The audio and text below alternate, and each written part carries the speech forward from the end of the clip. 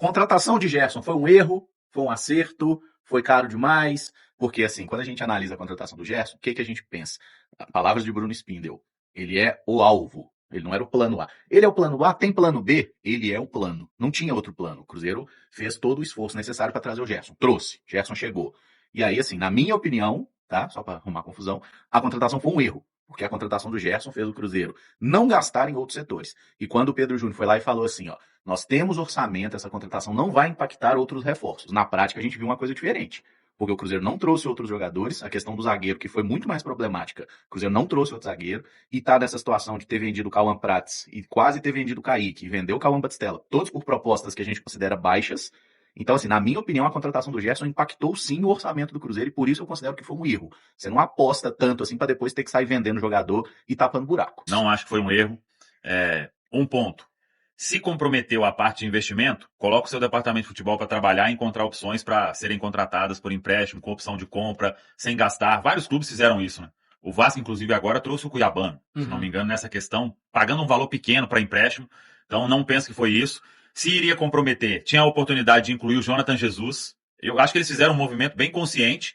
Se depois viram isso, vai ao mercado buscar opções com jogadores para opção de compra, obrigação de compra, que aí você vai pagar se o cara desempenhar bem. Então, podemos falar aqui sobre valores, mas o que o Gerson pode entregar, eu acho que... E outra, né? Eu não consigo cravar que um jogador não deu certo com 30 dias de clube, 40, 45 dias de clube. Então, nessa, Caramujo, discordo de você. Com todo respeito, amigo. Eu gosto da discordância. Olha, temos que discordar, gente. Dá pra todo mundo. O pessoal falou que daqui a pouco a Rafa vai passar no RH. E por incrível que pareça, eu já tô até mais alinhada com você nessa opinião. Então eu já aí. volto na outra Puxa opinião. saco. Então eu já tô mudando a opinião do Caramujo. Ó, Tô você brincando, falou da galera. fala do Pedro Júnior, que não comprometeu. O Spindel reforçou essa fala, dizendo que os movimentos que o Cruzeiro fez de venda foram análises técnicas do departamento de futebol e não por uma questão financeira. Eu estou partindo do pressuposto que eles estão falando a verdade. O tempo mostra as coisas no futebol, mas eu estou partindo do pressuposto que a questão financeira foi bem avaliada e que não impactou em outros reforços, que foi uma análise técnica da diretoria que o Cruzeiro não precisava de mais nada nessa janela. Eu discordo dessa análise. Eu entendo que o Mateuzinho como primeiro volante foi uma boa aposta que mostrou que não vai dar certo ali de imediato, e o Sinisterra foi uma boa aposta para elevar o nosso nível na ponta, mas infelizmente ele não vai dar certo de imediato. A partir do momento que ficou claro que não daria certo, aí era o trabalho da diretoria do Cruzeiro de reavaliar a janela, entender que as apostas que eles fizeram, que foram boas, não deram certo, porque isso faz parte do futebol, e ir ao mercado buscar peças. E aí a gente não tem um departamento de scouting que faz todo o mapeamento de atletas, não tem uma equipe sombra. E o Joaquim Pinto falou pra gente aqui, pro Samuel, pro Matar, que não era só um atleta na equipe sombra, era tipo 3 atletas de perfis diferentes, de valores diferentes. Então, eu acho que... Por posição, exato. Então eu acho que é uma muleta muito confortável para a diretoria, para o departamento de futebol do Cruzeiro falar, porque gastou X no Gerson, por isso que não está contratando.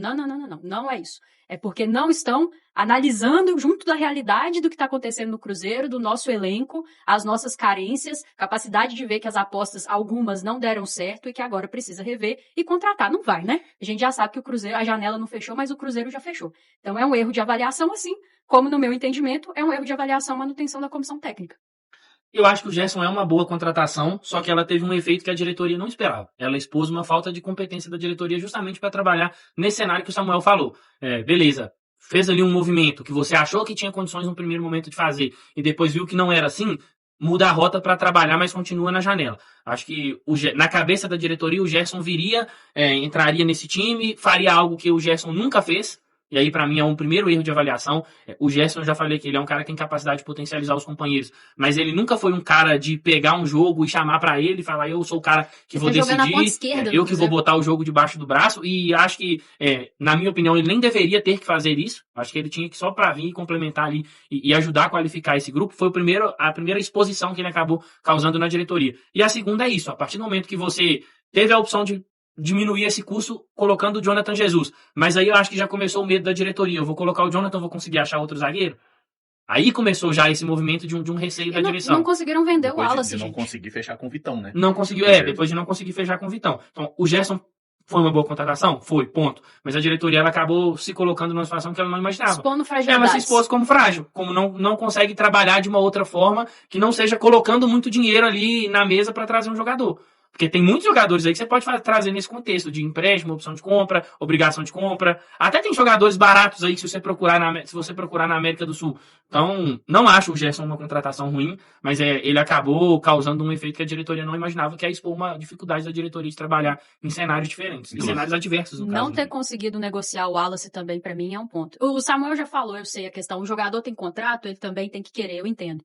Mas é trabalho da diretoria. Se um jogador não está sendo útil e ele está ali onerando a sua folha salarial, você tem que ter a capacidade de vender também. Então, para mim, são alguns pontos aí muito mais urgentes de resolver do que, então não traz o Gerson. Eu gosto da contratação do Gerson, acho que ele eleva muito o setor de meio campo do Cruzeiro. É um jogador de um nível que a gente não tinha nesse setor. Claro, Matheus Pereira, mas é uma função diferente, né, a priori. Então, não vejo de forma alguma como uma contratação ruim, mas tem outro... Assim, não quero também dizer que a diretoria só errou, tá? Manutenção do Caio Jorge foi muito importante, a renovação do Pereira foi muito importante. Acertar querendo errar com o Kaique, né? Mas no fim das contas acertaram, não venderam. Tem que renovar o Kaique, Tem hein, que gente? renovar o Kaique. Tem que renovar com o Kaique, gente. Quantas anda essa, inclusive, Samuca? Alguma novidade? Não. Tem seus pontos positivos, mas eu acho que tem algumas fragilidades. E vocês lembram quando o Joaquim Pinto foi promovido? A gente falou, o tempo vai mostrar se esse cara tá pronto para essa função. E agora chegou o Spindel também. Então eu acho que o tempo já tá mostrando algumas fragilidades da diretoria do Cruzeiro. O Joaquim Pinto, ele teve o contrato renovado, ele foi promovido, mas depois da chegada do Spindel, passa uma impressão para mim que ele foi para outro lugar. Inclusive, o que eu lembro do Joaquim aparecendo no futebol do Cruzeiro foi lá na Copinha, conversando com os meninos, dando aquela preleção maluca lá. Isso. Agora, assim, ele no ambiente do profissional, ele tá nos jogos, eu sei, mas ele aparecendo como figura central ali, eu não vejo mais. Então, assim, ele até aparecia mais quando ele tinha um outro cargo, apenas de chefe de scout. E aí é algo que me preocupa, sinceramente. Não pelo Joaquim Pinto, mas eu não tenho tanta segurança assim no trabalho do Bruno Spindel. Não vejo ele como um profissional para dar seguimento àquilo que o Cruzeiro estava fazendo no ano passado, que para mim era o caminho do Cruzeiro. Porque se a gente entra nessa questão de tentar jogar só com o dinheiro, infelizmente, por mais que o Pedro Lourenço tenha muito dinheiro, a gente não tem o mesmo potencial de Flamengo e Palmeiras. A gente não pode fazer o que o Flamengo fez. O Flamengo no ano passado pagou 25 milhões de euros no Samuel Lino e agora pagou 42 milhões de euros no Lucas Paquetá. São dois jogadores que o Flamengo não vai revender. E se o Flamengo precisar pagar 20, 30 milhões de euros em outro jogador no meio do ano, ele vai conseguir pagar. E assim, o Caramujo... Tem margem para erro. Né? Tem margem, exatamente, tem margem para erro. E erra muito, só que não aparece porque ganha muito, Ganha muito, mas aí é o que é o meu ponto. O Cruzeiro precisa de ser o clube que vai fazer movimentos do tipo do Kenny Arroio. É claro que você vai fazer movimentos do tipo do Gerson, porque departamento de scout também a gente precisa sempre frisar isso. Não é só contratar atleta jovem, é contratar atleta que encaixa dentro da sua ideia de jogo, independente da idade, fazendo sentido dentro da sua política. E quando o Spindel chega no Cruzeiro junto do Tite, eu tenho uma sensação de que o Cruzeiro perdeu isso. O Cruzeiro perdeu um pouco dessa questão de tentar ali trabalhar dentro de uma filosofia, ter um método, e não só pensar ali no nome, como o Samuel falou, e no aspecto financeiro. É o tal do projeto esportivo, isso, né? Sim. Agora, tem um outro ponto que a gente precisa debater sempre aqui e trazer.